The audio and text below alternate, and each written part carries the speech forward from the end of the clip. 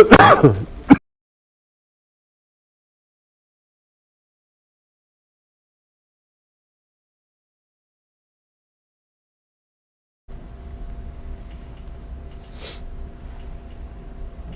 Monday morning, everybody. Thanks so much for joining us from our First Alert digital news desk as we are taking a live look at what looks like a very cold Manitowoc. Now, we've got our sky cams on a playlist right now, giving you a live look all over northeast Wisconsin, and everywhere we look, especially at that water, Tammy, it just looks frigid out there. Yeah, brutally cold. We've just been stuck in this pattern for several days now since last week. And when I heard Steve say this morning, we're gonna have to wait until February to get, I guess what you call the big break in the extreme cold. I was like, February? I guess it really is only a week, but less than a week. After the weekend that we just endured, yes, a week sounds like a pretty long time. It does. Feels long. So we're going to bring in the bearer of bad news, Mr. Steve Beylon. Good morning, Steve. The bearer of bad news. You've been first alerting us to it. We've been ready. We've been taking precautions. We've had a lot of reporting on different ways to stay safe out there. Aisha Morales had another great story today at the First Alert Safety Desk. So if you haven't had the chance to see that, head to our website, WBAY.com, under the Safety Desk tab. Check that out. But Steve, this is no joke out here. This just frigid Arctic air that we're experiencing. Yeah, and I think really it boils down to consistency, because we've been hopefully following a lot of steps, protocol to keep us safe, to keep our family members safe since the end of last week. And maybe after a while it becomes a bit mundane and, we get a little desensitized to it. But the things that we have done to protect ourselves, limit our time outside, dressing in layers, checking in on, kids in the house, senior citizens, pets, different family members that might need a little extra help. We just need to be, vigilant and keep going because we're not out of this Arctic air yet. We'll give you a live shot from our Appleton Sky Cam. We've got sunshine, but it's 6 below with a wind chill of 23 degrees below zero. And we're under a cold weather advisory from our friends at the National Weather Service until the noon hour. So the actual temperatures right now, 7 below in Oshkosh and in Fond du Lac, a flock of -5s for Wapaka, Shawano, and in Green Bay. The actual air temperature in Rhinelander is 22 degrees below zero. But when you factor in the brisk west wind that's coming in around 10 miles an hour, Rhinelander's wind chill is approaching 40 degrees below zero. Now in the Fox Valley, it's not that brutal, but still with wind chills 20 to 25 below, including 23 below in Oconto and 21 below in Manitowoc. That's cold enough where frostbite can develop on exposed skin in half an hour or less. So our severe weather outlook this morning is in the moderate category. Wind chills 20 to 30 below, frostbite possible in half an hour or less.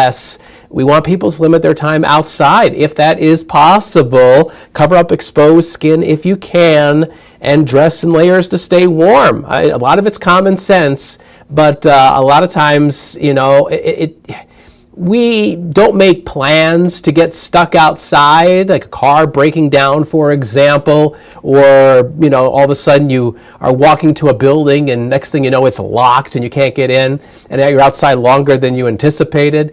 So we want people to, plan ahead and make sure they're all bundled up and try to get out of those kind of situations, and so they're staying safe. So the forecast for today, bitter cold, a high of +6 around 3 or 4 o'clock this afternoon. We will see plenty of sunshine. Clouds will be arriving late in the day with some snowflakes coming in this evening. Now, I'm going to show you First Alert Pinpoint Predictor. And this is the wind chill forecast. So Green Bay's wind chill is expected to be right around 20 below at 10 o'clock this morning. And you would think the afternoon would have some improvement. Well, I guess so. You're looking at teens below zero. But even towards the end of the school day or people are getting out of work, wind chills around 13, 15 below. That's not really a pretty picture. And it's not going to get a whole lot better as we go towards this evening.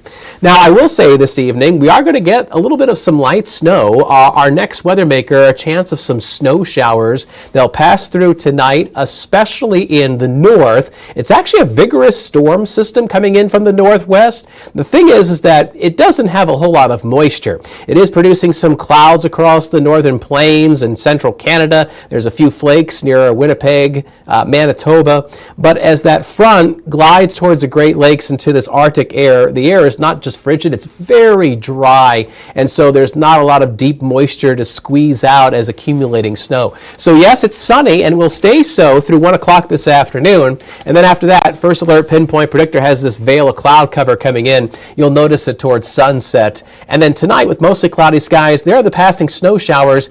You see how they only give the Fox Valley just a glancing blow? A lot of this is going to be weakening as it moves in our direction tonight. And after midnight, it's pretty much gone, except for a couple stray flakes. And I think tomorrow you'll see a mix of sun and clouds. So how much snow are we going to get tonight? Well, I would say a dusting in the Fox Valley, maybe half an inch of snow across the north woods.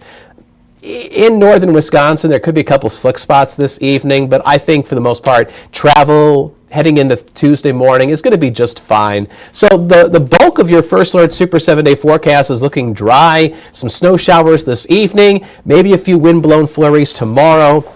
And I think some snow showers are likely across the North Woods on Friday, but between now and the next 7 days ahead, the real story is just the lingering cold air. Highs in the single digits to about 10 through the midweek, teens for Friday and Saturday. Sunday might be the day where things begin to turn around as the Arctic air finally by then starts to retreat back to the northwest. But, remember, as Tammy was talking about right at the top, that's February. So Sunday is the first day of February, and the 8 to 14 day temperature outlook, which is February 2nd, that's Groundhog Day, all the way through February 8th, shows warmer than normal weather building across the western United States, the central and northern plains, and that's going to be spilling into Wisconsin. So the bottom line is that the rest of January is going to be snappy cold, but once we flip the calendar into February, we are expecting some changes as we get back to some more typical winter-like weather,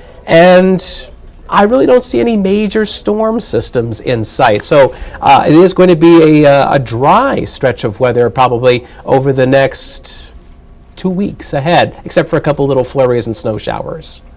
Even 21 on Sunday, it looks like a heat Right. wave, Steve, for what we've been experiencing. Double digits. Yeah, we'll take it. Yeah, 25 is average. So that is still a little shy of typical. But that temperature trend is just going to continue to go up very slowly even as we get into that warmer weather next week.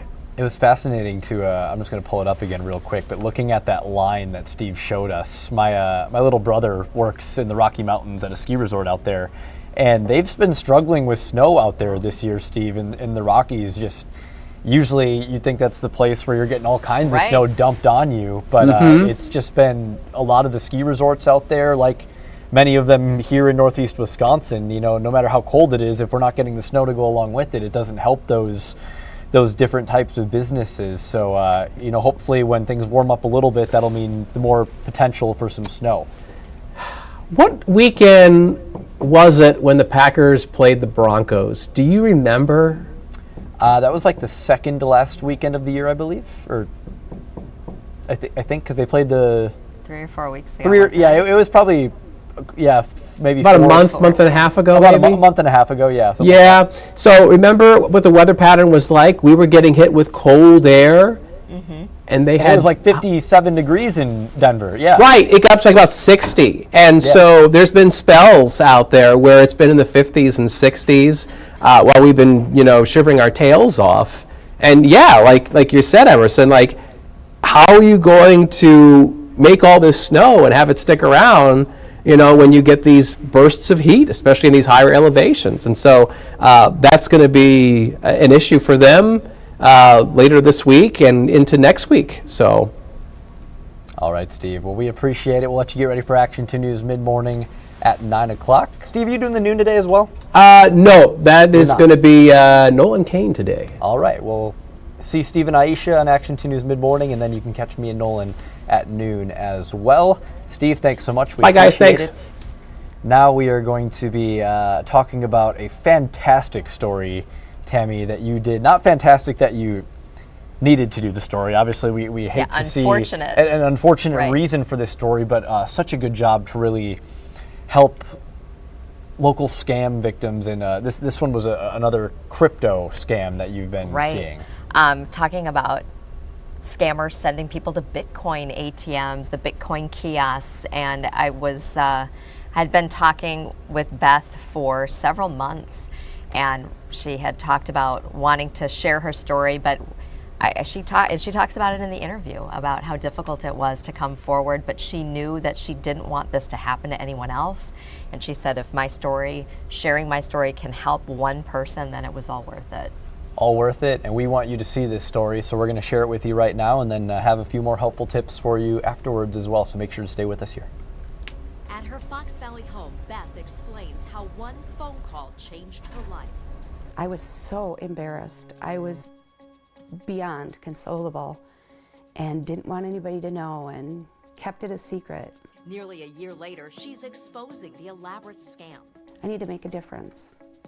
I need people to know that it happens to a lot of people, and it happened to me. And I don't want it to happen to you. Asking us to only use her first name to protect her identity, Beth explains how the scam started on her new computer. A box popped up, and it was from Microsoft Office saying that there was a breach on my computer. So I called the number. She was convinced it was a fraud investigator, and they found pornography on her computer. It was so real. And we're here to help you. Here's my ID number. I mean, they have everything in place that they need to make you think it's real. Real and urgent. Beth got in her car and started driving. Go to the bank and withdraw money. Stay on the phone with them. Don't hang up. Whatever you do, don't hang up. They said if they ask you why you're withdrawing this money, you tell them it's for a renovation project. With cash in hand and the scammer on the line, she was told to drive to a specific gas station to deposit the money in a special kind of ATM. Never saw a Bitcoin machine before. Had no idea. Investigators say scammers use Bitcoin or crypto kiosks for payments because often the transfer cannot be reversed. So I started putting the money in and putting the money in and putting the money in. Then I had to stop and then show my license again and put the money in and put the money in again. After depositing cash, Beth believed the problem was resolved. I was on the phone with them for almost 4 hours. Wow. They don't let you hang up. Then the scammer made one more request. He said, we need you to go to Home Depot and get $5,000 worth of gift cards. Beth was at the checkout waiting for a manager's approval. And all of a sudden it hit me that it was all a scam. He was still on the phone with me. He was in my pocket. And I looked at the clerk and I said, call the police. I was shaking. I was crying. I was inconsolable. I couldn't believe what I had just done. Beth's story highlights the growing pace of crypto ATM fraud. Her quick action to report it helped investigators track and recover some of her money, but not everyone's so lucky. According to FBI in Wisconsin, in 2024, people lost more than $43 million, with crypto ATM-involved scams increasing by 99% in 1 year. What we see is still, a drop in the bucket compared to what's out there. Anytime someone comes to you, they say there's an urgent request and they're asking you to do something with money, that's a major red flag. In my mind, the Bitcoin machines are for nothing but scams. And I think they need to be gone.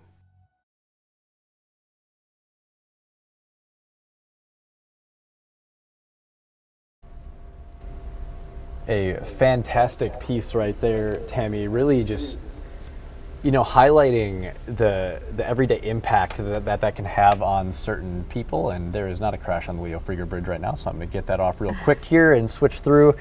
Tammy, it really highlights the impact that it has on everyday people who, as she was scared. She said she was was. scared. She didn't know. They were urging her, and you have some really good tips here to share about, how you can kind of figure this stuff out Right. and notice, this might be a scam that I'm seeing. She did say, in hindsight, there were some red flags, some moments. And I mean, the biggest one, and consumer experts say this too, if they don't let you hang up, if they don't want you to hang up with them. I mean, you heard her say he was literally on the phone with her as she's going from, one place to the next place. And they don't want you to hang up. And then they'll also say, don't tell anyone. You heard Beth say in there to tell her bank that she was taking money out for a home renovation project. I've heard that now several times from victims, that is the line that scammers will tell you.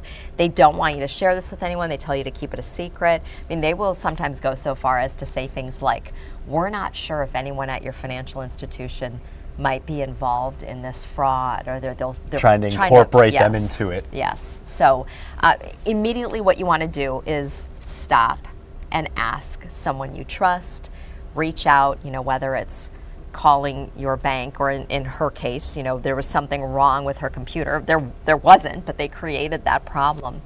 Reach out to someone that that can check out your computer or shut down your computer. Sure. So a couple things I wanted to share with you. So Outagamie County, I checked in with them to ask, how often do you get scams reported like this? And they're saying almost a daily basis, some type of scam call that someone's reporting. One interesting thing that they shared this with me, and I wanted to show it on here. So I'll show the sign. So this is the signs that they now have posted at Bitcoin machines, Outagamie County Sheriff, and it says stop. These are in yellow, by the Sure. way. I just printed it out on our black and white printer. Real quick, yep. But I wanted to show you. So when this happened to Beth, this was before some new regulations were enacted to go with Bitcoin machines. I reported on this. It was July 1st of 2025, where there's a $2,000 transaction limit. So very, very recent that these changes have happened. Yeah. Before this happened, what happened with Beth was before that.